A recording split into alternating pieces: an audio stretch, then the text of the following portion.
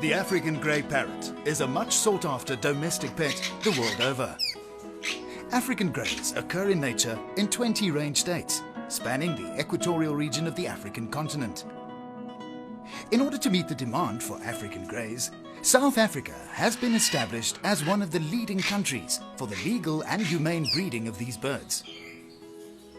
There are almost 100,000 breeding African greys at more than 1,600 breeding facilities all over South Africa.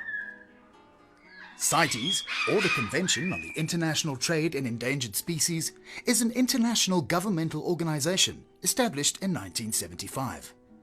Its function is to regulate the international trade in endangered species. All endangered species are divided into 3 categories or appendices, with Appendix 1 being the most endangered. The upcoming 17th Conference of the Parties to